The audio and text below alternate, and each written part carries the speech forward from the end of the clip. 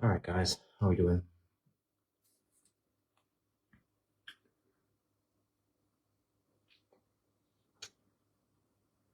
As I've mentioned many times on my channel over the last couple of videos, I'm in my mid-30s. I'm going to be 36 come April next year.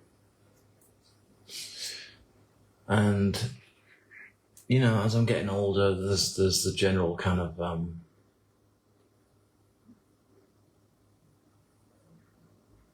feeling that,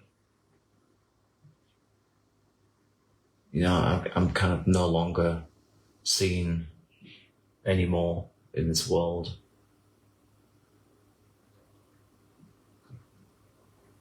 I'm not seen because I'm not young, I'm not easily gullible, you know, I'm not easily manipulated.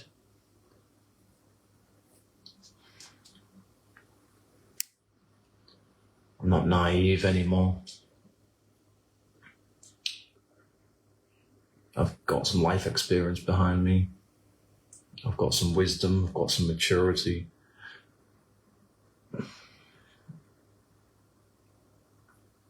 While all those things are great, this world doesn't really value people unless you're young. You know, let's face it, the world it's kind of pretty much built around the youth.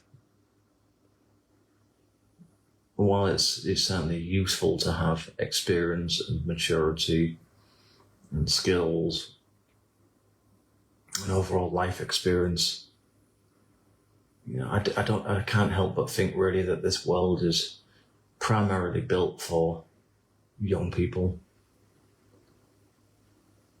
Virtually everything you see on TV, on social media, in some way or other is marketed to young people.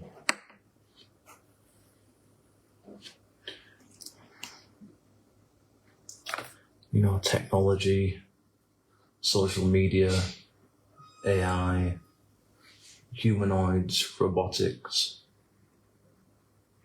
you know, various gadgets, fashion, music, political trends. You know, a lot of things are delivered in such a way that it appeals to young, impressionable minds.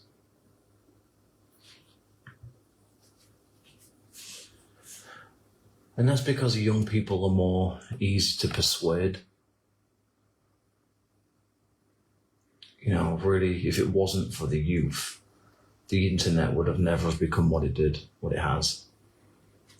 And certainly when it comes to the use of social media, you know, it would never have taken off really if it wasn't for the youth. I mean, you can think of, like I've said before, the popularity of Vines, and how, you know, YouTube was essentially a place for young people to just kind of be a bit kind of,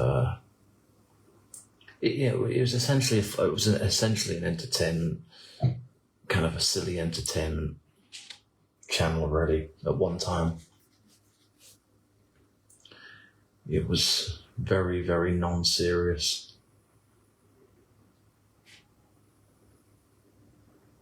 You know, and you think about things like Facebook and how that's evolved, and, you know, it used to just be, you know, used to just be people just using it to talk to one another. And, you know, you had people used to like your page here and there, and, you know, it used to play silly things like Candy Crush, if you remember that, back in the day. But it was still kind of a bit,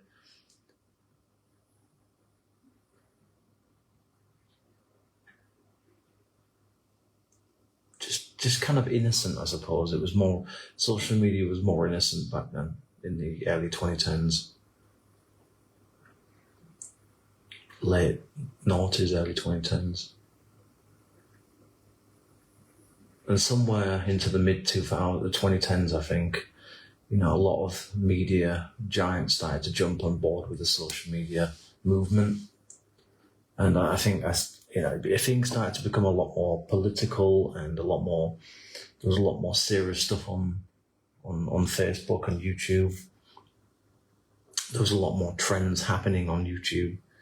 I remember the likes of when gaming became a big thing, and then you had the whole urban exploration stuff that kicked in the mid to 2010s, late 2010s. There's been all sorts of different trends, like ASMR and political stuff, art, music. Vlogging. And in recent years, it's certainly become a lot more diverse.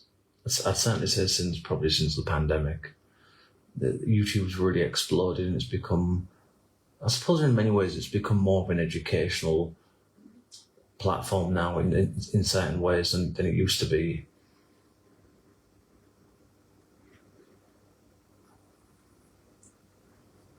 And it's the youth that are pushing it. It's the young people of the day that are pushing certain bandwagons, certain trends, certain fads.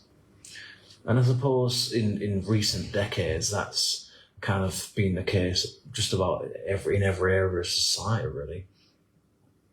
Certainly post Second World War, with the rise of things like rock and roll and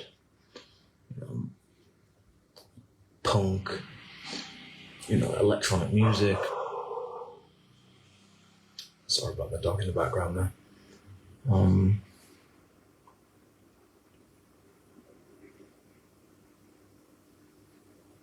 all sorts of. I think really the youth culture really escalated after probably sometime in the 60s, really. 60s, 70s, although it started with rock and roll, I believe. There's always been movements, youth-based movements, various kind of like subcultures, or, people kind of pushing boundaries and testing new things out, ridiculing the popular things of their time, challenging the status quo. But I think it was probably in the second half of the 20th century, really, when youth culture, more focus on the youth, became a thing, especially with commercialization of things and the excessive rise of consumerism. And certainly by the time we got to the 80s and 90s, it really was the entire society, the entire culture was essentially built around youth, and I think it's only kind of escalated really since that time. And so, to me, the world is built around young people. What they want, what they would like to see. Young, impressionable minds that like sparkly things, like new, colourful, interesting things. We all do to some extent, but I think primarily it's the young people that often drive, in many certain recent decades, it's the youth that have driven a lot of change, I suppose.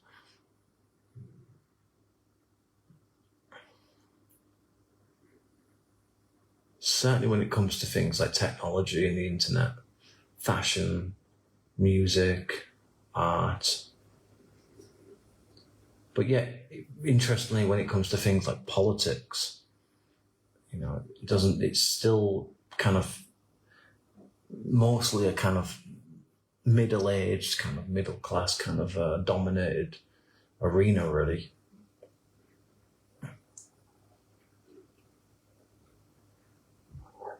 And so, I don't know, just sometimes you just think to yourself, where do I fit into all of this? I'm not technically a young person anymore.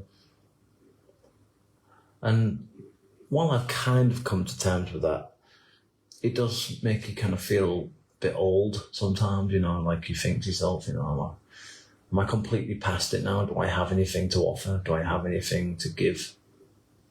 Do I have anything of relevant to say? Do I have anything useful to provide? You know, can I be a productive member of society in a way that kind of means anything in today's world?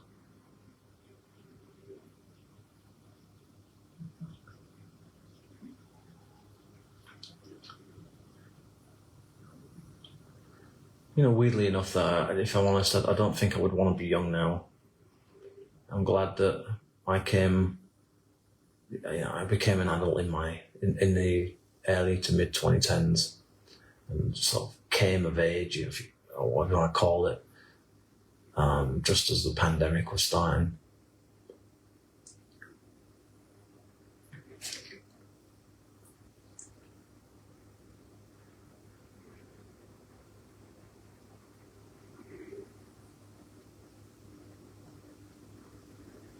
You know, it's always nice to have new things to do, to be occupied with, to learn things, to challenge yourself, to get out of your comfort zone a little bit sometimes, and, you know, just trying to push yourself a little bit. But I think there comes a point as you get older where you start to kind of wonder whether it's still worth it, you know. Whether, you know, what does it mean for me now to get in shape? You know, what does it mean for me now to, you know, earn a certain level of money and, you know, reach a certain level of success? You know, it's because a lot of those things are only praised when it's young people that, you know, when young people achieve certain things, it's kind of seen as something more than it is.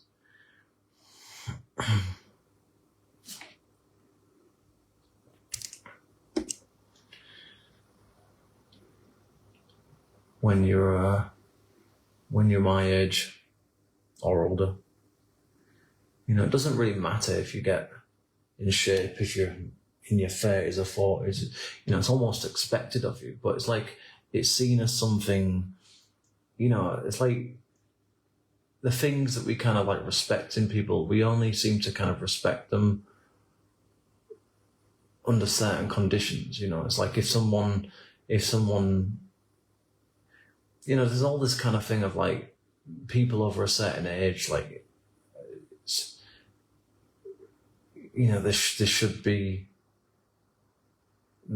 kind of heard but not seen kind of thing. Whereas when you're young, it's like you should be seen, not heard. I don't know how much truth there is in those things, but that's what people, it's kind of like the way society works. It's certainly in my country. It's, you know, after a certain point, you're kind of seen as cringy, and anything you do to kind of look, even if you're not trying to look cool, you're just trying to you know, just have a good time, whatever. It's like, it's kind of seen as cringy and weird and awkward. And I just think that, like, I don't know how we got to that point, really. Like, we just seem to end up in a place where, you know, it's only fashionable, it's only cool, it's only hip, it's only, you know, interesting if someone under the age of 30 does something, you know. It's like, if a comedian's funny, like over the age of 30, it's like people laugh at him, but there's a kind of sense of like, to me at least, there seems to be kind of like a sense of like, not disdain or such, but like just kind of like it's yeah, you can make us laugh, but you kind of like, you passed your best, you know. It's like you passed it, you know. It's only because you're making us laugh that we tolerate you, kind of thing. It's only because you. So I guess what I'm saying is, like, there's this kind of like inherent value in the Western world of like looking young, you know, being attractive, That's why the vast majority of people you see on TV typically are, relatively attractive people, whether it's in films, whether it's in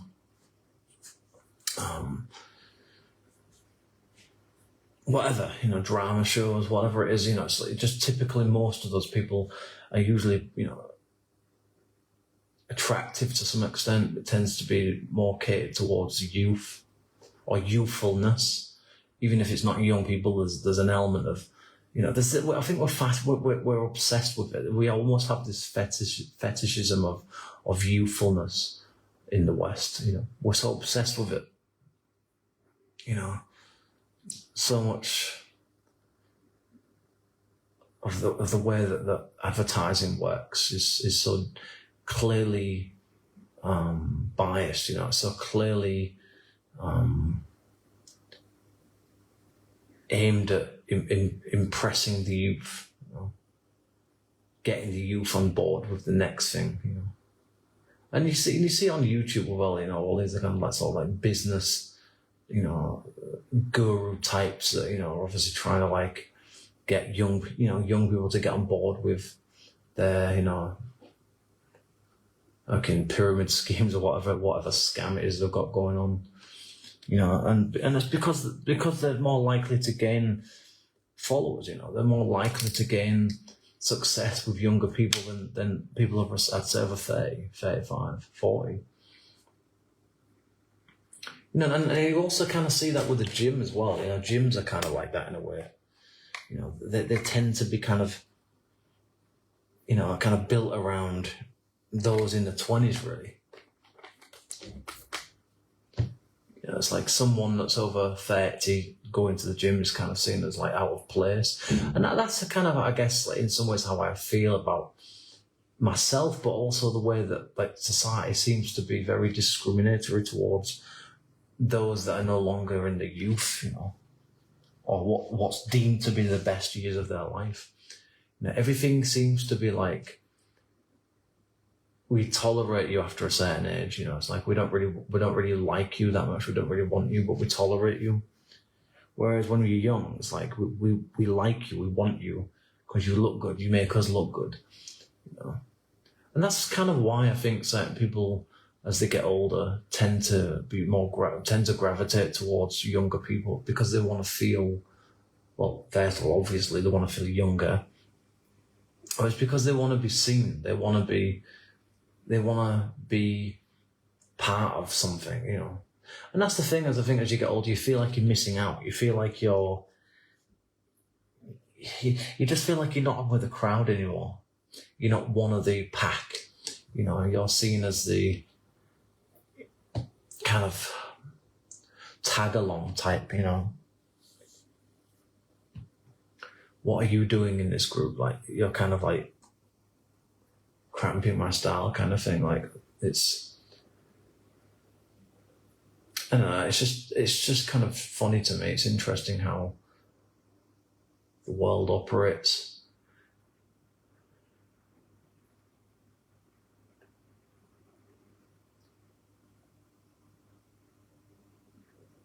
Social media is a classic example of a platform that's doing its absolute utmost best to cater to the minds of youth, the youth, those with a lack of attention, those with a lack of focus, those that don't know who they are yet, those who are looking for answers, those who want to be part of something, want to feel like they fit in. But it's deemed to be more acceptable when you're younger.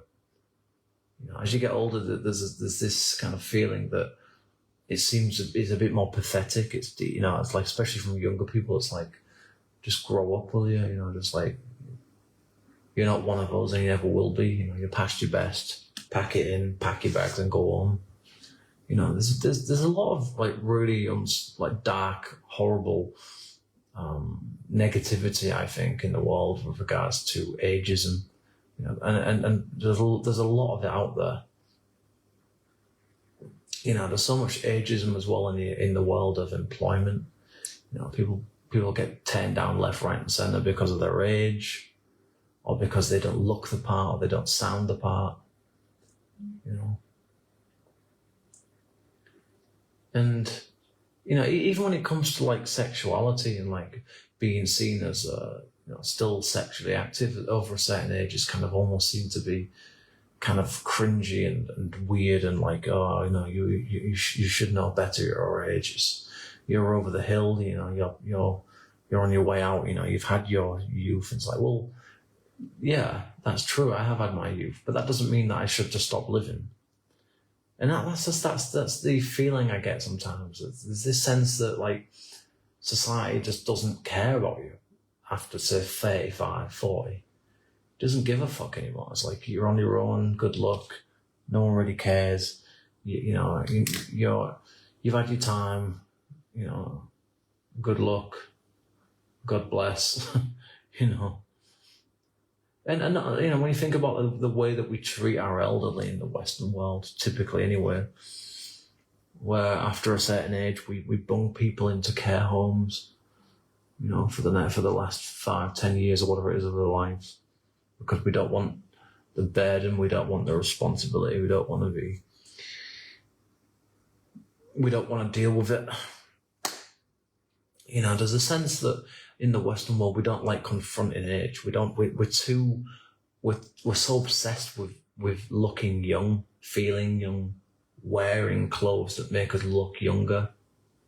You know, and you see it all the time. You know, I see it over here as well. You know, a lot of middle-aged guys and women, you know, trying to make themselves look younger, and sometimes you catch yourself thinking the kind of same, find yourself kind of thinking, feeling the same way. You know, it's like, just pack it, will you? You know, just wear some clothes that are appropriate. And it's like you have to stop yourself sometimes. You have to think, well, why do I think that? Well, why do we have this attitude towards people of a certain age that it's not okay for them to dress how they like anymore? It's not okay for them to be, you know, to try and make themselves look, you know, attractive in some way or other. It's like, why?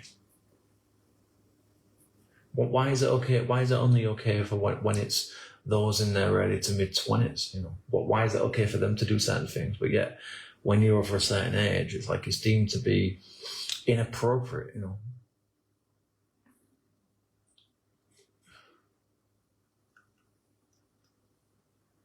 You know, you see, it's okay for for just as an example, you know, sexually speaking, like, you know, it's okay if a young guy likes an older woman, or if a young woman likes an older guy. But like, if an older guy or an older woman say that they like someone in their early 20s, it's deemed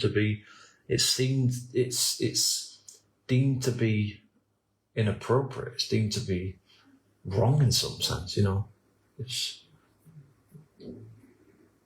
I mean, that's just one example, but you know, there is this thing of, there's a lot of ageism out there, a lot of stigma towards middle age of one's elderly years, you know, and we're so, you know, how many advertisements did you see growing up of like makeup and, you know, and especially a lot of stuff aimed at like, well, a lot of advertising when I was growing up, especially towards teenagers or young men, was this sort of hyper masculinity stuff. You know, it's like, you just wear this, you'll feel like a man. You know, I remember there was an advert years ago of like this chocolate bar called the Yorkie bar. It was like this really thick, chunky chocolate bar, and it was like the Yorkie bar only for men or something like that. I mean, it was a bit of a joke, but. You know, and just the way that like advertisements used to be, they used to be a bit more kind of aggressive, a bit more sort of more masculine, let's say. Can't think of a better word really. And a lot of the like advertisements aimed at like teenage girls or young women were often about like, you know, cover this blemish up, you know, get rid of that wrinkle. You know, you've got to wear this lipstick, you've got to have this perfume. And actually, you know, when it comes to like deodorants, there was so many deodorant adverts aimed at young guys back then as well. Like, I don't know what it's like these days, but, and so there was just always this endless thing of like, you've got to, if you smell like this, you know, you'll get the girl of your dreams. You know, if you wear this makeup, you know, you'll instantly have sex appeal. You know, and it was just like there's this constant bombardment of preying on people's insecurities all the time of the youth, and it's like, and it's just funny because like you very rarely ever really saw any advertisements that were actually aimed at those, like apart from like things like insurance or you know, like funeral care or like health care or whatever it was, like you never really saw any like really positive things.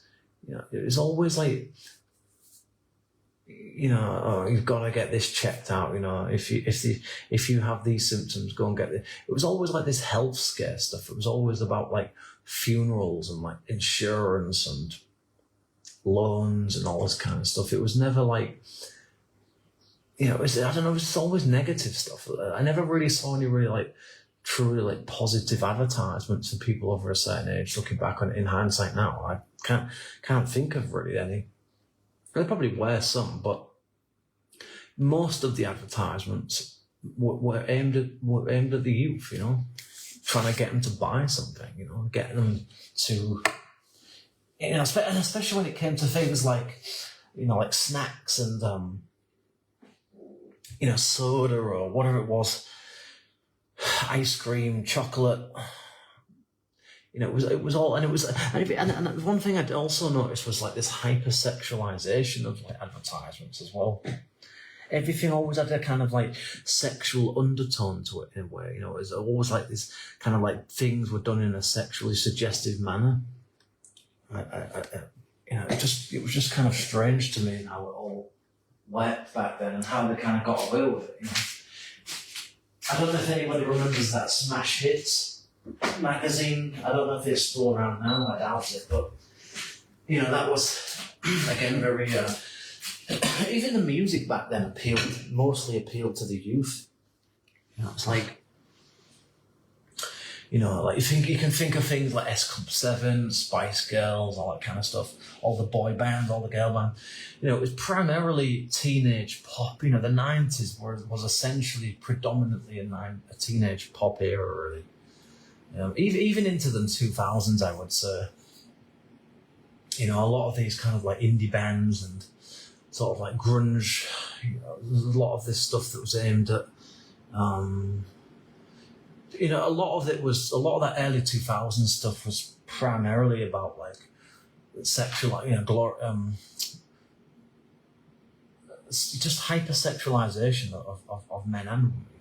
You know? Like, look at the way that like a lot of like R&B and hip hop was like always had elements of like sexual suggestiveness in it, and you know, certainly rap. A lot of rap was like that. You know, it's glorious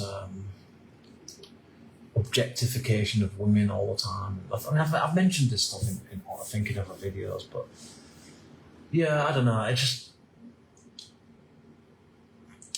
just seemed to me like a lot of the time, like the vast majority of any just capitalism in general, anything that you can sell, typically when it came to like sort of mainstream advertising stuff, was mostly aimed at the youth. You know, it was the MTV generation. You know, those that were stuck on Sky for like, you know, 5 hours on a Friday, Saturday, when they came home from school. It was that generation, you know, was glued to the TV. And I always, you know, I remember how awkward it was as well. Like, I remember when you watch some scene in some movie or whatever with your parents, and there was always some like awkward like sex scene and something. Do you remember how like awkward you felt when you watched it? You know, it was just kind of, to me, it was, I don't know, there's always this like thing of like, there's always this like strange thing in the West of we don't talk about these kind of things. You know, we don't go down certain avenues. We don't confront certain topics openly. You know, we do things indirectly, and I've just always kind of found that quite odd, really. And there's this sense that like it's wrong to get old. It's wrong to be middle-aged. Somehow, it's somehow the imperfections caused by aging somehow should be covered up. Getting grey hairs, getting the odd bag under one's eye, or the occasional wrinkle or whatever, or that somehow slowing down is. And it's to me, I think a lot of it just comes down to the way that capitalism's become so manic, so excessive, that if you're no longer seen as sexually attractive or just attractive in general, if you're no longer seen as youthful, then you are you're kind of seen as not being productive anymore. You're no longer playing your role in the capitalist system, so we're not going to give you any airtime. We're not going to pay any attention to you because you're not worth it anymore. Remember that advert? I think it was L'Oreal, because you're worth it. Just the way that adverts like used to, and probably still do, just kind of like manipulate people into thinking that somehow their product is the answer to all their problems, and that's the thing, is that the youth buy into all this shit. Guys buy into the whole thing. I've got to be masculine, I've got to be alpha, to get the girls I want to. I remember like coming to school sometimes, like the parties, and people used to wear these like flamed shirts and like certain types of shoes, and they had their hair a certain style to try and make themselves look more attractive to the girls that they liked. And then girls would come to school wearing a bit of makeup or a bit of jewellery, or doing sexually suggestive things in the classroom. And it's just all this excessive like sexualization of everything all the time. It was everywhere. It was in the music. It was in, to some extent, it was in the fashion. It was in just overall the culture back then was very hyper sexual, hyper glorification of youth and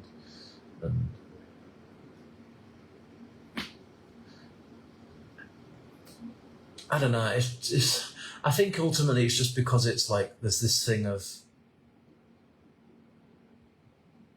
it's if you're not a certain age, then like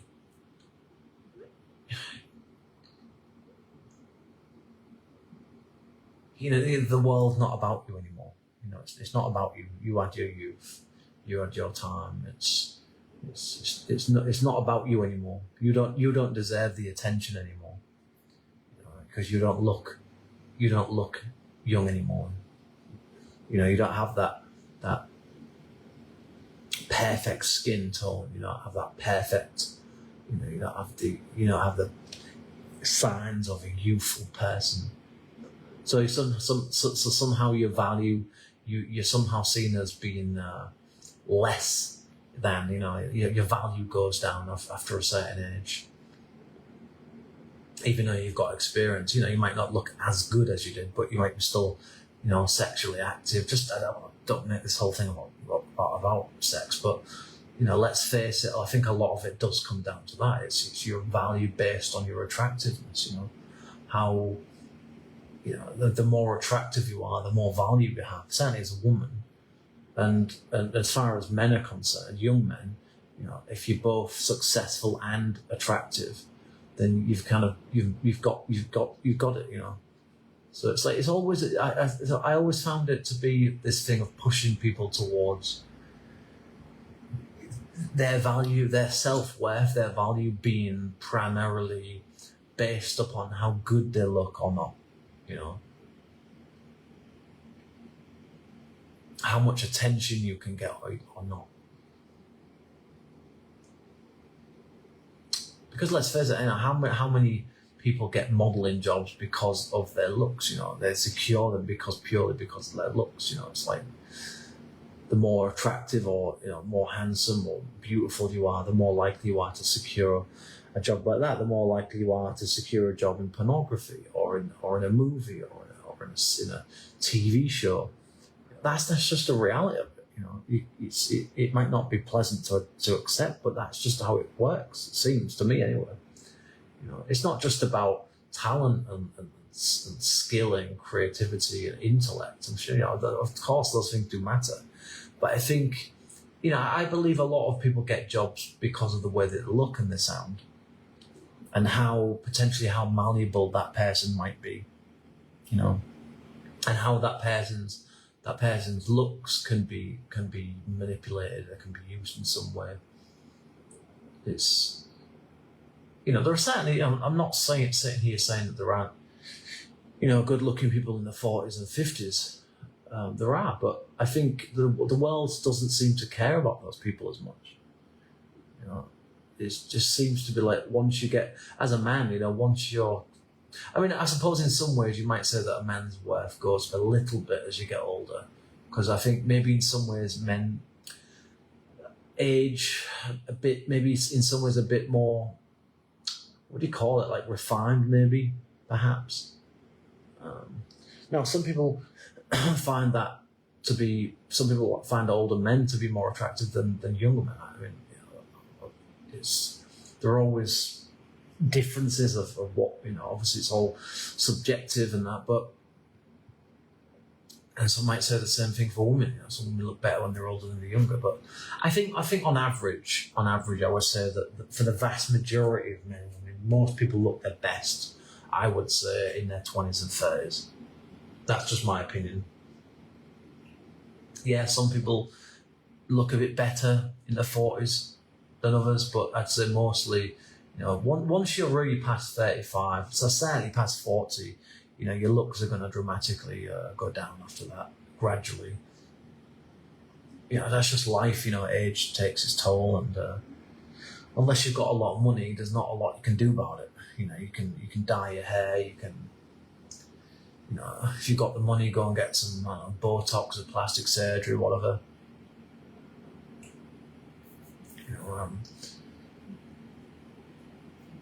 Various,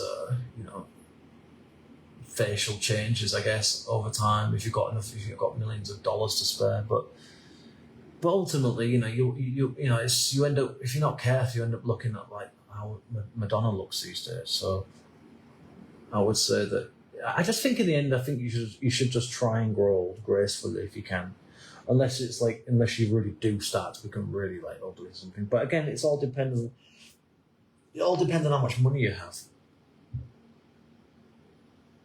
It's easy to say, "Well, go and get this done, and you'll feel better." Well, you might, but if you haven't got a spare 10 grand aside, then you can't do it, can you? So it's. You see, success is defined in the West, if you're a guy, by how much money you make, what kind of job you have, by how much respect people have for you. And for women, a lot of the time it's based on how attractive you are, and how much value that attractiveness brings you in your personal life. It's like these things, I think, don't get looked at enough. We don't want to talk about these kind of things because they're too uncomfortable. But I think we all know deep down that if you chose any of your favourite celebrities, that you'd probably if they're over let's say they're over 50 or 60 now, if there were people you liked back in the day or whatever, then you're probably going to say that they looked their best back then. You can think of someone like Pamela Anderson, for example. She still looks good for her age, but let's not kid ourselves. She looked a lot better when she was in her younger days. Just as one example. Think of people like Jessica Simpson. She looked a lot. She was really sexually attractive, very, very attractive from my perspective, anyway.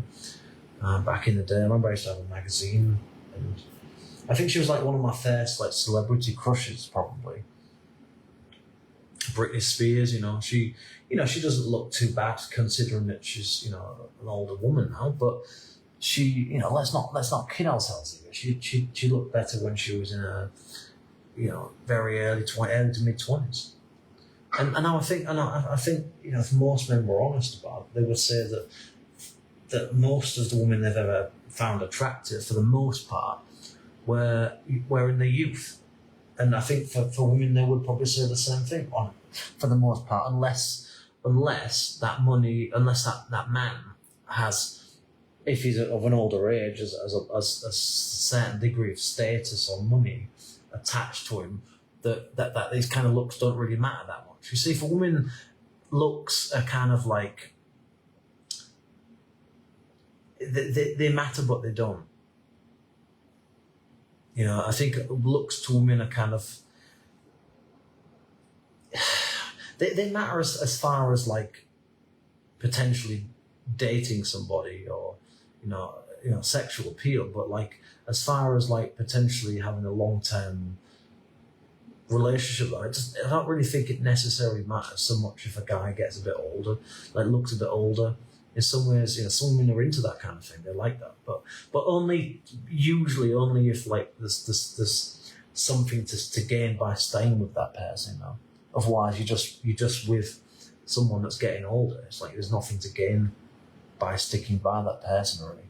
Whereas I think for a lot of men, like, we don't so much care if a woman gets older. Some of us do like older women. I'm one to admit that. I don't mind. The odd older woman. I think it's quite sexually satisfying in many ways. I've dated older women, but I would say, overall, I would say I'm much more attracted to young women than older women, and that's not because I'm discriminatory necessarily. It's just because, like, from a purely evolutionary, like, just purely from reproductive angle, it makes sense to be more attracted to youthfulness, to younger women, because there's a better chance that baby is going to have a better chance of having better genetics. So, and that's often the same thing for women as well. But I think sometimes women they can sort of let it slip a little bit sometimes if you have something else that kind of like makes up for it. But as I say, I'd say 9 times out of 10, or 8 times out of 10, most people are attracted to youthfulness because of fertility, as I said, good genetic stock, or potentially. And also as well, just because as you get older, there's potentially more complications involved with having children. So yeah, I get it, I understand it, but I don't think it's fair that we've built this kind of like society culture just purely around youthfulness. I don't think that's fair. I don't think that's right at all, really. In many ways, people of middle age or even into their kind of sort of early elderly years have got much more to give, much more to offer than those in their youth. Okay, yeah, they don't have the pristine, fresh out the box looks that younger people have, I admit, but they've got life experience behind them. They've probably gained a lot of skills during their life. Got a certain degree of emotional maturity, emotional intelligence that young people haven't developed yet. But yeah, we don't tend to hear much about that stuff. It's like, even now, even with social media opening up a lot of platforms and a lot of niche areas, or a lot of expanding into YouTube expanding into various areas that concern all sorts of different topics and issues, and there's a lot of channels on YouTube, and that's one good thing about YouTube these days, is that it does cover a whole range of different things now, and it's about time. It's about time. But I think outside of YouTube, there is definitely still a sense, or just kind of just the internet in general, really, I suppose. There's a sense outside in the real world that, I mean, you know, if you go to a nightclub, if you was to go to a nightclub or a festival and see somebody that's in their 50s, you know, maybe got slight graying, balding, maybe perhaps, you know, there's this sense that they kind of, that we automatically like start to judge and start to criticize, even if we don't actually say anything. You know, we just kind of like think to ourselves, well, what are you doing there? You know, and you can kind of see it sometimes when you watch these videos of like certain festivals, and you know, you sort of see young people looking at them and kind of like, you know, sort of sniggering away at them and all that kind of stuff. And you know, it's just, I just think we are very much an ageist society in the real world. You know, whatever we say online is one thing, but the real world is what it is. We don't value middle age. We don't like it necessarily. We don't value it. We don't want it. And the reason we don't want it is because we're sold a lie. We're sold this dream of eternal youthfulness. You know, we're sold this idea that youthfulness is the absolute peak of all known human joy and ecstasy. You know, and we forget that while it's nice to have to be young, while it's nice to have your looks, it doesn't last forever. And let's face it, most people only really develop their looks once they're into their mid to late teens, and that usually goes on probably for the, you know, that most people are at their peak for about 10 to 20 years, I would say, attractiveness wise. I'd say a good 10 to 20 years at the most. Some people cling on to their looks a bit longer than others. That is fair, but overall, most people only look good for. I would say most people only look good by the time they're in their very late adolescent years, up until, I would say, probably somewhere in there, probably early to mid 30s. And once people get into the mid 30s, that they tend to get a bit more bloated. I've noticed, just generally speaking, the face, you know, the skin starts showing signs of sagging a little bit, and you know, some people like that. Some people like that age, the kind of sort of gracefulness of getting older. Some people find that attractive, but I would say it's not the norm. You know, I personally don't think there's anything wrong with. I think it should be something that we should embrace. I don't think we should fight aging. We shouldn't pretend that it's not happening to us. We should accept it for what it is, and I think we should try and embrace it as best as we can. You know, I don't think we should live in denial and go after chase after the things that we grew up believing in because of all the marketing that was shoved down our throats, or shoved down our eye sockets rather, you know, our ear holes, year after year after year. And you see no more of, you see perhaps you never see this better around like leading up to Christmas, you know, all the advertising going on New Year, you know, and even during like the sales in like late I think like mid to late January, early February time. I don't know what it's like for the rest of the world, but in the UK, typically that's when most of the sales are happening. And again, most of it's, you know, how many advertisements do you see of, you know, middle-aged people, you know, wearing certain clothes? It doesn't work like that. Most of it's those in the late teens, early 20s, maybe some in their 30s. Even most presenters on like news programs and media, most of them are typically, you know, in their youth, or, you know, relatively young, unless they've been doing it for a long time. You know, they've been there for decades, whatever, and they're well known, well liked, well popular. But typically, like, you know, the world operates on the world doesn't like mortality. It doesn't like finite things. It doesn't like the uncomfortable nature of the dying body. You know, it doesn't like. We don't like to talk about these kind of topics because they scare us.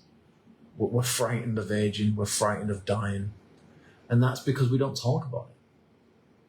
That's because everything's pretty much centered around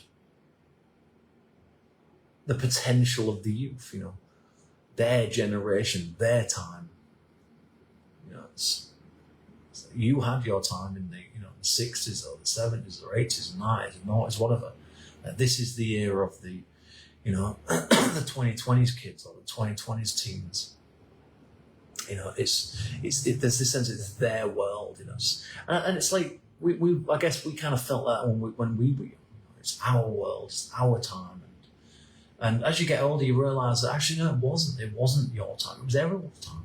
It was everyone's 90s, everyone's 2000s. But the things that propelled the things that made those times popular, certainly as we look back at them now, it's because of the impact that the youth had on those times. You know, look at the way that the nightclub scene exploded. You know, in the 90s. Look at the drug culture of the early 90s. You know, the ecstasy stuff or the flower power years of the 60s. You know. The electronic craze of the 70s, you know, the various politically motivated punk stuff of the 70s, even into the 80s as well, you know. The gaming culture of the 90s and noughties, driven by children, driven by teenagers, or driven by young adults, typically. You know, how much consumerism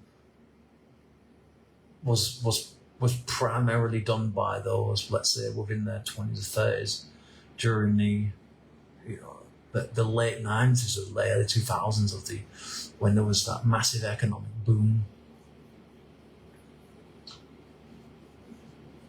And while of course everybody likes music, excuse me, everyone likes to some extent some degree of fashion. Everyone has their own interests. I'm not saying that like these things are completely, just completely driven by the youth. I'm not saying that. There are always going to be people of all ages that are into all sorts of things.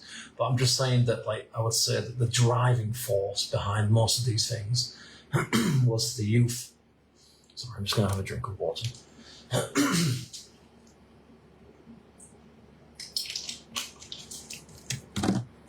And I think we just have to accept that. You know, we have to accept that, essentially the society has become nothing but an advertising board for the youth. And now, since the pandemic, I think since 2021 or 2022, when AI became popular, well, certainly AI as we know it now, like things like Gemini and ChatGPT, for example, things like Perplexity and other AI formats. You know, the youth, I would say a lot of that is being pushed by the youth as well. And whatever the next generation of the smartphone, that'll be pushed by the youth. They'll be the ones that want to buy it because, and it's because it's like they want to feel that they want to feel like that they've got some kind of stamp on history. That's what it is. It's like they want to feel like that this is their special moment to shine. This world belongs to us because we're young, because we're in school, we're in college, we're in university, so we deserve something. This is our generation. This is our time to shine. They've had their moment, they had their time. But what they forget is that it's like the world wasn't like it is now back then. It wasn't exactly the same. And the world that I grew up in was dramatically different to the world that my parents grew up in. And certainly the world that my grandparents grew up in was dramatically different to the world my parents grew up in. And so it's easy to overlook that. It's easy to forget that the world of youthful consumerism or youthful capitalism, whatever you want to call it, it hasn't always like, it wasn't this like hyper commercialization of everything. I think that really started probably sometime in the, I don't know, maybe 80s probably. The Americanization of much of the Western world, if not much of the globe, when it came to excessive advertising and the capitalization of everything. Everything became an asset, everything became a commodity, everything became a source, or something to sell, something to push, some craze. The 90s was a good example of it though, with the whole, like, for example, the Tamagotchi thing, the Pokemon trend, the wrestling thing of the late 90s, early 2000s, all those sort of things that we used to get, all the toys, and I had tons of posters as a teenager on my wall, and my parents would buy me wrestling stuff for Christmas, and I had a whole ton of Pokemon cards in the late 90s. I even had a Pokédeck back then.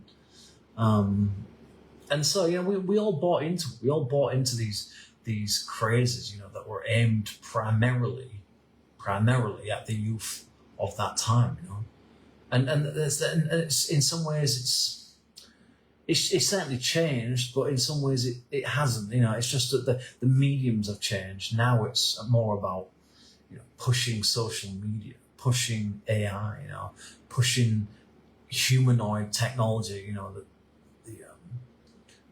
That Tesla and other companies are trying to push for.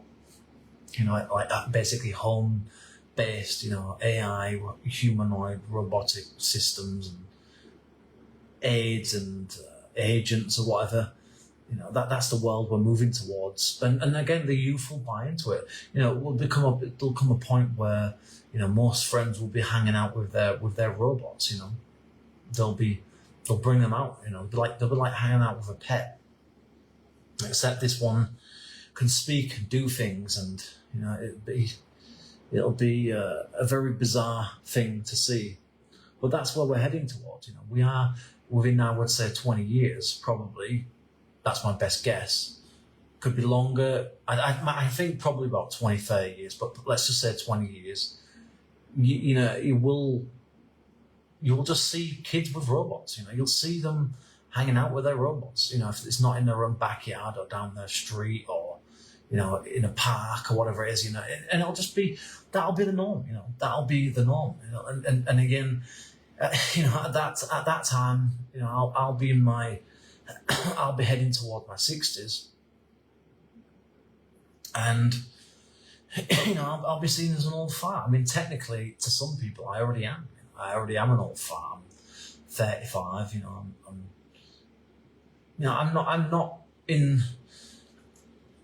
I'm no longer in my youth. And while it doesn't bother me so much that I'm not in my youth anymore, it's the way that I feel sorry for people, sort of to some extent my own age, but certainly people in their 40s and 50s, because that's like proper middle-age stuff. I'm only just entering my middle-age years. But when you're actually properly in them, when your youth's like completely disappeared, has long since passed, it must be difficult. It's difficult to know, because you start to face problems like, well, what do I wear now? I can't wear this anymore because that makes me look cringy and awkward, and so I have to, and so people start to feel this pressure, these expectations of middle-aged place. Well, I shouldn't talk about these things now. I shouldn't do this anymore. I can't just play games anymore. I can't just, wear whatever I want anymore. Buying this would be pathetic. And so we I think at a certain point we reach this very insecure phase of our lives where we don't know what to do anymore. We don't know where we don't really know where we fit in. We're not young, but we're not old. How do you handle that? How do you deal with that?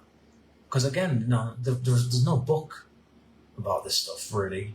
Yeah, people can give you, this is sort of like pseudo-scientific books and whatever, but ultimately there's no real true way of dealing with these things because it's so subjective. I mean, we're told that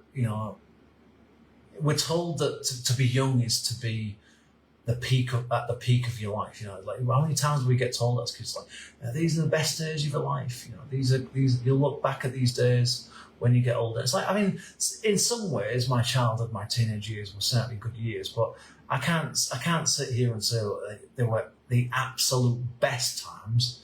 There were certainly a lot of shit times back then. Trust me, a lot of boredom. That's mostly why most people went out still. Why most people still hung around with their friends, because it's like, even gaming consoles here it was all right, but it was like you kind of got bored after a couple of hours, so you still went out. The internet wasn't what it is today, and I'm certainly glad that I lived through it. I'm glad that I was able to be a kid then. But it's like compared to now, it's I just couldn't imagine being young now. Really, I don't think I would want to be young. It's a very strange time we're living through now, because we're in this era of essentially kind of like we're almost at a point now where I believe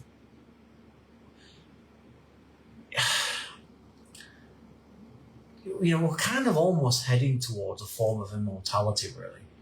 We're heading towards, but we're also in a place where we're heading towards a time when the youth will no longer have much of their own ideas anymore. I was thinking about this the other night now. When do we reach a point where we no longer invent anything new anymore?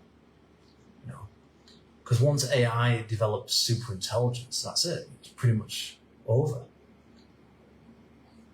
And that will happen. There's no doubt about that. When do kids stop being kids? When do teenagers stop being teenagers? What will it be like to be my age 30 years from now? It's bad enough. It's bad enough being my age now, so I can't imagine another 35 years in the future. God knows what it'll be like, but I assume it'll be probably a pretty crazy era. The 2060s. Sorry, 2050s, sorry.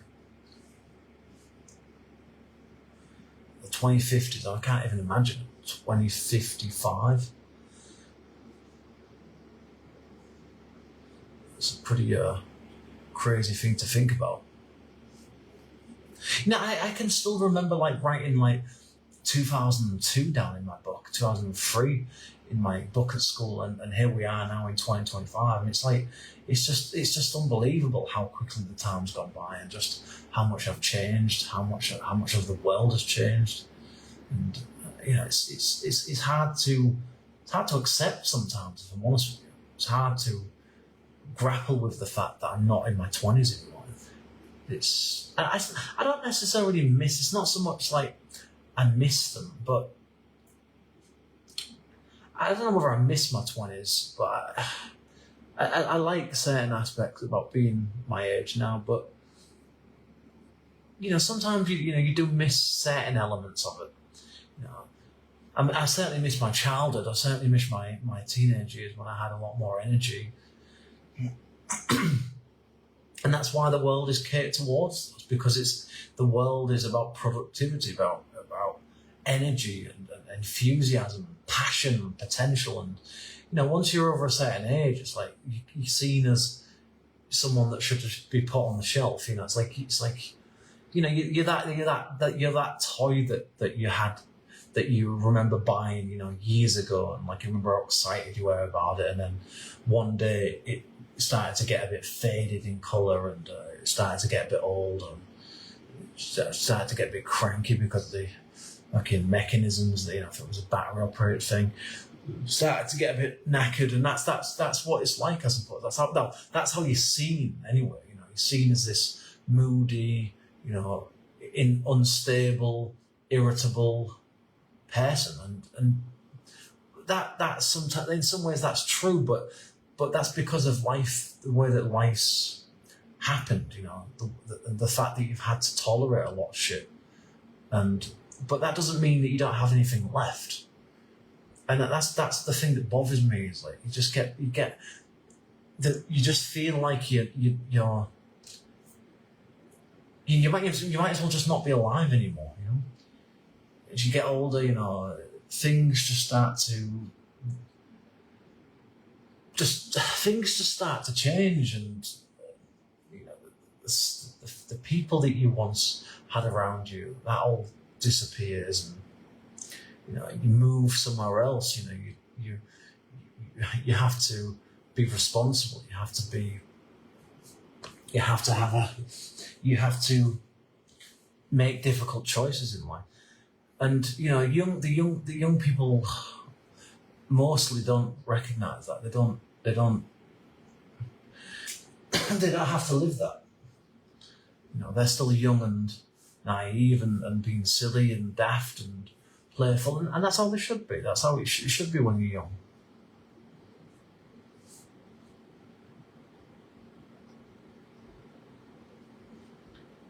But why can't I be like that if I want to be? Why can't I have fun if I want to have fun? Why does it seem to be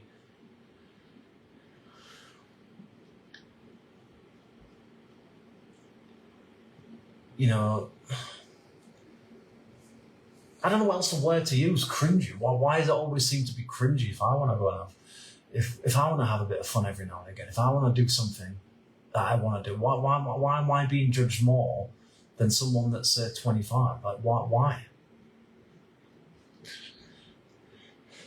It's nobody else's business what I do or don't do. It's like, as long as I'm not breaking the law.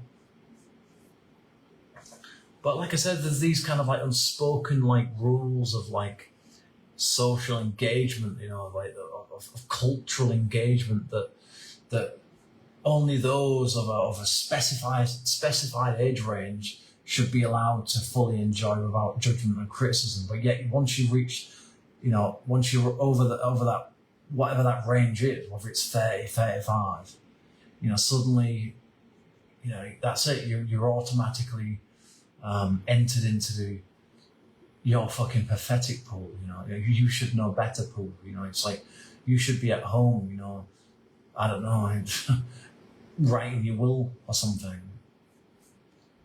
Yeah, of course, I'm not talking about people in their 70s or 80s when people get really old, but even then, people should still be able to have some degree of fun and entertainment and joy otherwise, because there's no point being alive otherwise.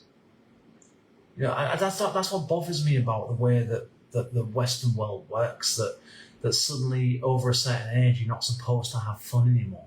You're supposed to be a serious person, and yet when you are, people don't like that either. So what are you supposed to be then? So there's always these, like I said, these expectations placed upon you after a certain age. People don't say it, but you can just sense it. You just sense that people that are younger than you look at you with a kind of contemptedness, like they think that, how dare you, make a joke about this? How dare you laugh at that? How dare you make a remark or do this or be silly or something? You kind of see it in the way that teachers operate, professors. There's this kind of like thing of, why are you trying to be like? Why are you trying to appeal to the youth? Why are you trying to be funny? Why are you so like desperate to be liked? It's like, and it's not so much that people want to be liked, it's just that people want to have fun. People like to have fun. People like to entertain, and that doesn't necessarily change just because you get older. But there's this feeling that from kids, from teenagers, or from young adults that, oh well, that's not allowed anymore. because you're in your 30s, you're in your 40s, you're in your 50s, you're in your 60s. No, you can't do that anymore. You can't play games anymore. You can't go to the gym anymore. You can't go out and party anymore. Why not? You can't wear whatever you want. Why not? Says who? Why do you get to decide those things? Why should you get to fucking make rules of everyone else's life? What, because they're older than you? It's a bit ageist, isn't it? It's like, what's it to you? It's like, and the thing is, they're so arrogant, you see. They're so stuck up their own asses, a lot of these youngsters, that they don't, and I was the same when I was young. You don't think you're going to get older. You don't think you're going to one day be 30 or 35. You think you're going to be young forever, and you genuinely believe that. And even if you don't say it, you certainly think it. You have no concept of time when you're younger, none whatsoever. Time means nothing. Although it seems to last longer, it feels like time's longer, because it is. Because you've got less life experience. You haven't lived long enough yet. So I don't know. I just find like ageism, discrimination based on one's age to be really fucking disgusting. Really disgusting. And that to me, that's massively inappropriate. Like imagine if you told some youngsters that, oh, you can't go and play in the park anymore. Why not? Because you're 10. You can't play video games anymore. Oh, why not? Because you're 14. Why? Why not? Because I said so. Because it makes me feel awkward and it's cringy to me. Well, that's on you, innit? That's your opinion. It's got nothing to do with me. That's on you. But yet we buckle, don't we? We buckle under pressure. We buckle under what we try to do the right thing. We try to do what we think is. I get tired of living like that. I get tired of seeing other people constantly trying to accommodate the feelings and expectations and opinions of those younger than us, or even older than us in some circumstances as well. Because there's that side of things as well, that those older than us expect us to behave in a different way because we're of a certain age. I don't know. It's just really fucked up, man. Like the human nature is so fucking messy, is so toxic in so many different ways that I just think I hope that Atlas, that 31 Atlas asteroid, or comet, or whatever it is, does come and smash the Earth at some point. Because I don't know, I just think sometimes like there's hope, but like sometimes my mind just says, yeah, but it's a fucking speck. It's a speck. The only hope that I think we have in it, as far as I can tell, and I say hope very loosely, is with the rise of technology. Maybe in some way, like technology will make it suddenly okay for you to do whatever the hell you want, because you can do it in the comfort of your own home. But having said that, what it will also mean is that people will become more isolated. I don't want to keep mentioning this every time I make a video, but it's just so prevalent in what's going on at the moment, with the constant rise of various talk of like the threats of AI and the potential threats of humanoid technology, and I'm just seeing a lot of this stuff online as well, a lot of AI content now, and it's all over YouTube these days. And it's only happened over the last couple of weeks, I've noticed. So I think we are heading into an era where potentially, maybe some degree of ageism will decline. That's my hope. But at the same time, I think it's going to be something it's just going to isolate us all. It's going to isolate. You see, and that's the problem, isn't it? We don't mix among people of different ages. Typically we mix among people of our own age. And you might think, well, that's how it should be. Well, see, I don't know about that. I think it would be better for us to have some kind of a way in which we can all get together among different age groups and talk about different things, I think that would be really useful. We should have arenas in which we can regardless of our age, talk openly about different things, as long as it's appropriate. But and obviously, I'm not talking about kids. I'm talking about adults, young adults, even really older teenagers as well. I think we should have those spaces, because this is the problem, that we're so divided by everything. If it's not age, it's class. If it's not class, it's colour. If it's not colour, it's your socio-economic status. If it's not that, it's something else. And we're so divided. We're so stripped in many ways of like unity, because we're told, you don't mix with these people. You fit into this group. You have this label on you because of this. So you should mix with these people. This is not appropriate. That's not appropriate. This is cringy. That's awkward. That's not right. This is wrong. And that's one of the things I've always hated about the Western world is is this sense that we're supposed to be this like open liberal society, but when you peel everything back, it's anything but that. On the surface, it might look like it, but when you actually sit down and talk things through, or try to, you see just how flimsy it all is. It's all nonsense. It's not. The West is nothing more than. It's just theatre. It's all theatre. Society, culture, civility, sophistication. Everyone tolerates. It's all a very fragile system of pretense. I think a lot of it's just purely built around self-preservation. It's not about trying to be decent at all. It's just about what benefits me. If does it benefit me in this situation to be this or that, to not do something, I'll do something.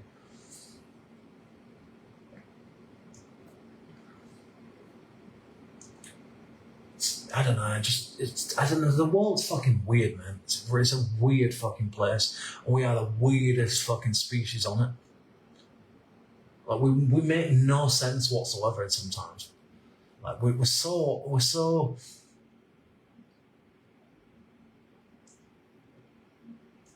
divided by so many different things. And I think, like I said, age. Age, as I've been talking about in this video, that's just one side of it. We're always trying. I think whether it's deliberate or not, I don't know, but it just seems to me that we're always like trying to. We're always put off against each other, pitted against each other.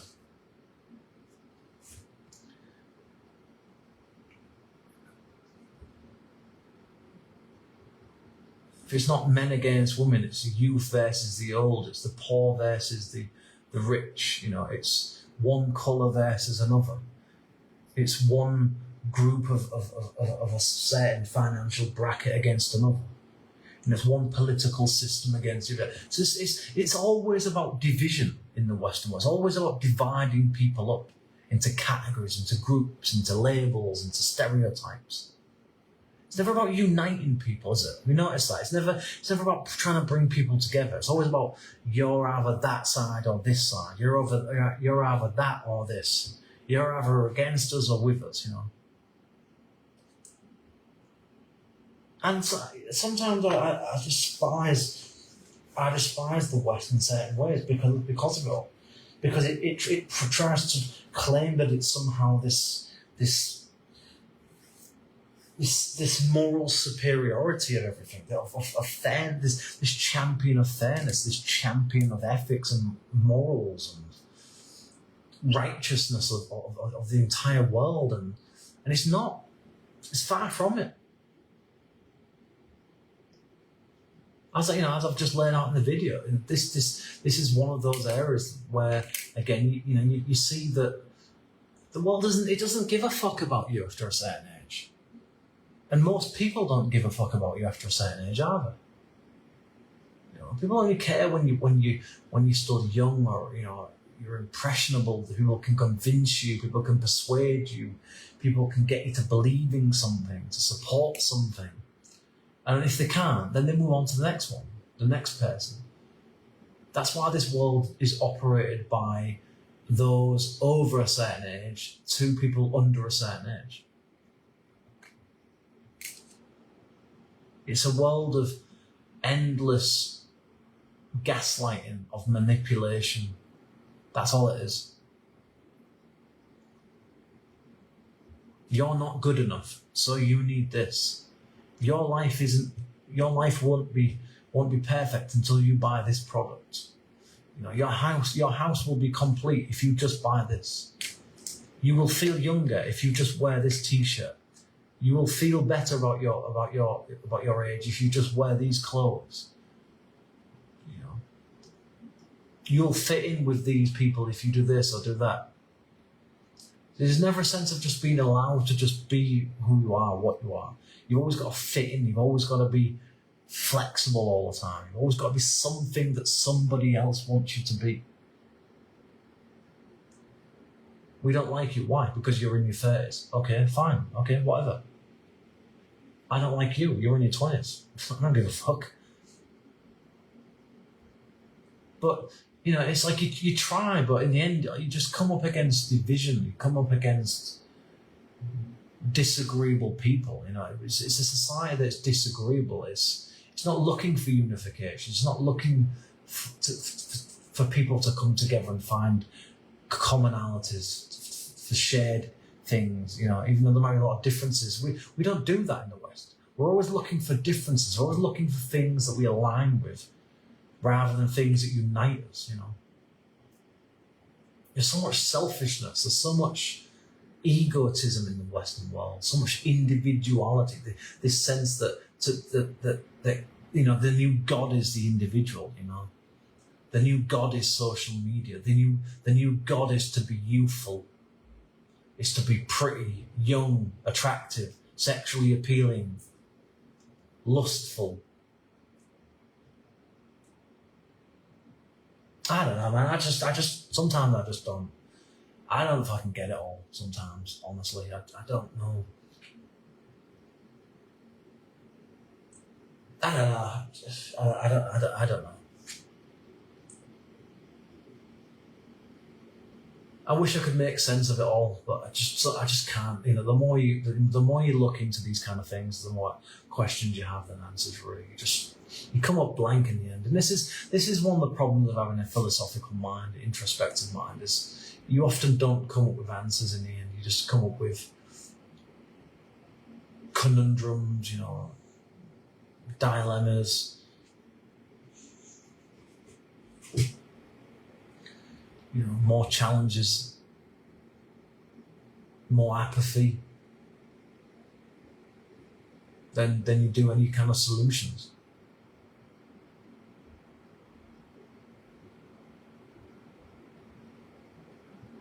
You know, all I'm saying here is that, look, there's nothing wrong in being young, but there's nothing wrong in being middle-aged, there's nothing wrong in being old either. We don't get sold that, we don't get told that, do we? We get told that you need to cover up, you need to wear this, you need to wear that, refrain from doing this because you're a certain age now. It's not acceptable anymore. It's not okay for you to do these things anymore because you're old now and you don't matter anymore. You're not the centre of attention. I was never the centre of attention anyway. I never wanted to be. I never was in my 20s. But that's the world we live in. We live in a world of young people wanting to be the centre of attention of the entire world.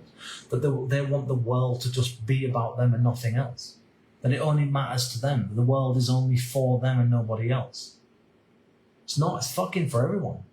You fucking selfish, self-absorbed, overblown ego twats.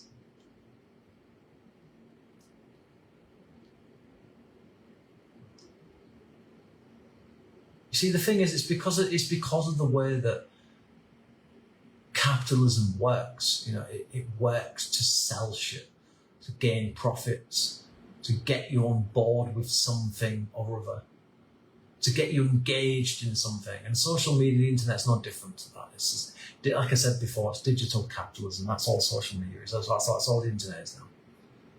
It's nothing but a fucking scam. It's nothing but another smoke and mirrors infrastructure to get you on board, to keep you engaged, to keep you addicted. And that's what advertisers do to young people. They get them in with clever marketing ploys, nice color schemes, nice, cushy, comfy, slogans and attractive people in the advertising, marketing, whatever, or clever use of certain branding or whatever it is, logos, and that's how they get them in and they keep them in. Because there's a lot of guilt tripping going on. There's a lot of preying on the youth's vulnerabilities, their insecurities, because they're young. Especially when people are going through puberty, there's a lot of that shit. There's so much. Some of the advertising I've seen growing up was so obviously like just trying to prey on people. Makes you sick. Because people don't always see it. It's like, it's obvious what they're trying to do. They're trying to get you to buy their shit. They don't care about you. They want your money. It's the same thing with all of this AI shit and all of this humanist. Oh, well, it'll be better for humanity. It'll save money. It'll give people free. They don't give a fuck about that. They don't want universal fucking basic income. They want everyone on board so that they can sell you more and more and more and get fucking mega rich. We're talking trillions of dollars here. This is a massive, massive business. And there's so much money involved in it. This is the new form of this is the 21st century industrial revolution. And again, the young will buy into it. They will be the ones that buy into it. And it'll become popular because of them. Because they always want the next thing, the next better thing, the next thing that gives me something of a dopamine hit, something that gives me some instant gratification, something that gives me some distraction, something that stops me being bored, as if they're the fucking worst things that could possibly ever happen to you. And so everyone will buy into it. Everyone will eventually buy into it, because eventually the society will change in which it will adopt to it, it will adapt to it, and everyone will have to jump on board. And that's usually what happens. The youth get on board with it first, because they are the prey.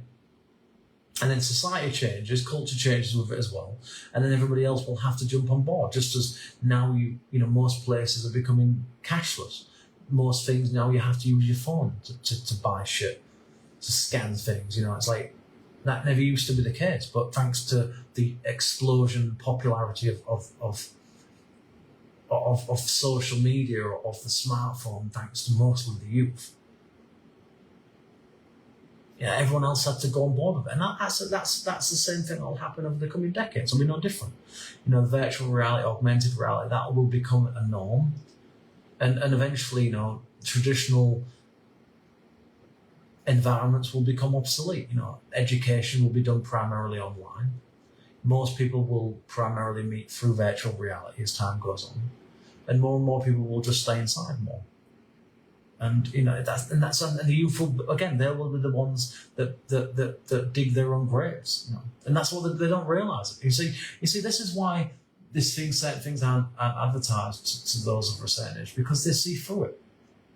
They're not interested. They see through all the games. They see through all of the manipulation going on, the patronising, the condescending nature of marketing stuff. And so most of them aren't interested. But certainly not as much as younger people. They're not engaged because they're too busy. They've got more responsibilities. They've got more things going on for them.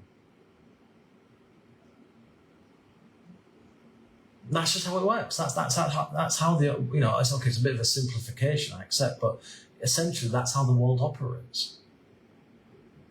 It's a mass appeal to the youthfulness of the day.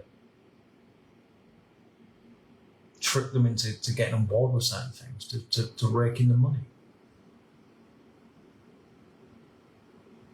It's all the world's a business. That's all the world is. The world is nothing but one huge commercialization. It's just like it's nothing but one huge corporation, one huge scam. That's what it is. And so the youth don't realize it because they're too ignorant and naive to know what's going on there. They haven't figured it out yet, but they will one day. They're still in their happy-go-lucky phases. I'll be happy forever. I'll be popular with my friends forever. I'll have large social circle forever. I'll be the popular kid forever. That's what they think. That's what they believe in. There's no helping these people, And as time's going to go on, the youth will get more and more docile and dumb because AI will do everything for them, and it's game over. It's game over for the youth. They just don't realise it yet. It's game over for most people. I'm telling you, once AI gets to the point where it becomes so intelligent that nothing you say really matters to in any real way anymore, because AI has already thought of it, it's already thinking of things, it's come up with inventions left, right, and centre, it's doing things of its own. AI is more interested than your friends will ever be. Then you'll start to see the decline in most traditional forms of culture and society. Everything will become literally a digital world, a digital youth. Society will be nothing more but the ruins of what was once a traditional way of life. That's the future that we're heading towards. We're already kind of there now. So the youth, are certainly very arrogant and very sure of themselves. But I can tell you that,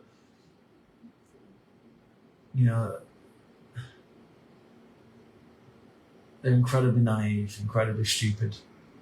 And I don't always blame them. They haven't learned any better yet. They haven't gained the maturity and wisdom and the ability to think critically through things or analyse things properly yet. So it's not always their fault. But, they are essentially going to lead us into, indirectly probably, unintentionally, let's say, to a very, very, I believe, extremely dangerous future. And most people will jump on board with it as well, because that's the only way you'll be able to get by. It's the only way you'll be able to survive. You'll have to be involved with AI in some way, probably with robotics in some way. You'll have to have a phone or some kind of device, whether it's some kind of glasses or holographic kind of a device, whatever the fuck it is, what the future internet is a part of. I don't know, but so everyone will have to jump on board. Otherwise, you won't be able to get anything. And over time, that'll just become the norm. That'll be the normal way of life, just as the norm of today is the norm of today. And people won't think anything differently of it until it starts to encroach on their dignity, their privacy, their safety, their security. And then people will one day say, oh shit, but it'll be too late. It'll be too late then. Because humanoids by that time will become so vastly superior to the average person that the youth, even the youth, will become pointless, obsolete, unnecessary. That's the future we're heading towards. I'm telling you now, we're heading towards a future in which the average person will be obsolete. And you will have to then abide by all sorts of bullshit criteria so that you can get something like universal basic income. And the youth won't realise it. They don't realise what they're doing to themselves or to other people. And what we're all doing. We're all part of this problem. But the problem is how do you get away from it? If you're just an average person, you can write to Elon Musk if you want, or these giant fucking robotic companies, whatever, and air your grievances with them. But what is it gonna matter? If they don't care, they don't give a fuck about you. They don't give a shit. They're in it for the fucking money, man. And that's the thing, is the youth don't realise all of this marketing malarkey, all of this advertising is to make money. They're not doing it for their benefit at all. Anywhere there's money to be made, there's manipulation. Anywhere. There's always manipulation of some sort. That's just the way it happens. Everyone wants to make a quick buck. Everyone wants to get on some bandwagon where there's, millions of dollars involved in it. Everyone wants a piece of it. That's why things, I think, are improving so quickly with regards to artificial intelligence. and the advancements in robotics, because there's so much money to be gained in things. But we're not looking at the potential ethical, moral, philosophical, existential consequences of this shit. We're not thinking about this stuff enough. We're not doing things to try and prevent our own demise.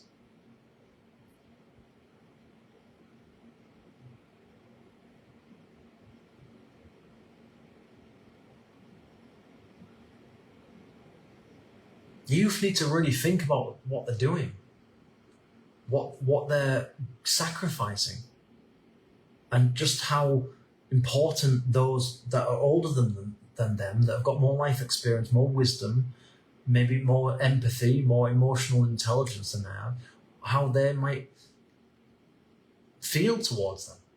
You know, it's all going to well having technology, but when you lose for all intents and purposes, you lose your autonomy. You lose your dignity, you lose your freedom, your independence because of it, where you're essentially subtly taken over by technology, which is kind of what's happened with social media and the internet anyway. But once AI really becomes like really seriously powerful, then the average person is no longer useful in a capitalist system. So what role do they have? What role will most of the youth have? What's their future? Ironically, they're going to buy into the very thing that replaces what would have been their futures, probably. So, I don't know, man. I don't know. I don't know what to think about all this stuff. All I know is that potentially, we're heading towards a very, very dangerous future. And I think it's, like I said, it's ultimately it's on the youth to. Now, I'm not in my youth anymore. I'm heading towards middle age, and I've probably got less time ahead of me than I've probably got less time ahead of me now than I've already had. So I'm guessing. So by the time all this shit stuff comes into normal reality, I'll be an old man, so I don't think it will really matter that much to me, probably. But the youth really need to start thinking now. Certainly, those will come of age, in the next 10 to 20 years. What kind of future they want. It's too late for me. I'll be an old man. But that's the future they will have to live with. Now, I might see a bit of it. But we all know that like technology is going to improve. That is just an absolute guaranteed thing to happen. It's inevitable because that's what always happens. It's like even Bill Burr said that about. It's like it's scary because things always get better, and he's right. They do. Any you can think of any technology, and it's improved to some extent. Certainly when it comes to social media, look how much social media has improved in the last 20 years, massively. Or the internet in the last 30 years, unbelievably so. The changes of the way that computers have changed, the way that phones have changed, the use of, online, internet 24 hours a day, the use of video calling and all that kind of stuff. And, whatever's coming next, things will improve so dramatically, I think, from now on, that it will be almost unbelievable. So it's like we can't even truly grasp just exactly where we're heading toward. But I think my gut instinct tells me that we're probably not heading into. I don't think we're heading into a very positive future overall. There might be some benefits of it, but I think generally speaking, as far as humanity is concerned, I'm very suspicious. I'm very skeptical. I must say. But as I said, it probably by the time it becomes the norm for people to have AI assistants and robotics in their house, I'll probably be an old man, I reckon, because it will take a few decades before things get kind of perfected, if you can even use that word, whatever that means. And and certainly a couple more decades probably before it becomes affordable. So we're probably looking at something like 30 to 40, 50 years probably, I reckon, before. I mean, it could happen much sooner. I don't know. Maybe it's 20 years, 30 years, I don't know. But I would just say to the youth, just don't be so ignorant and so blandly confident and so easily arrogant and egotistical, because your time will come to your 35th birthday will arrive, your 40th, your 50th will arrive. You will become a middle-aged person at some point if you live long enough. Enjoy your youth. Enjoy what it's like to have that freedom, that independence, because it doesn't last forever. And just be very careful about what kind of future you want. Be very, very, very careful. Because we may be heading towards a kind of Pandora's box type situation. As they say, you be careful what you wish for. Be very, very careful what you wish for. And don't let your ego blind you. Don't let your arrogance dictate to you that life is only for you, because it's not. It never was, and it never will be. Never forget that. It's about everyone. Everyone matters. Not only you.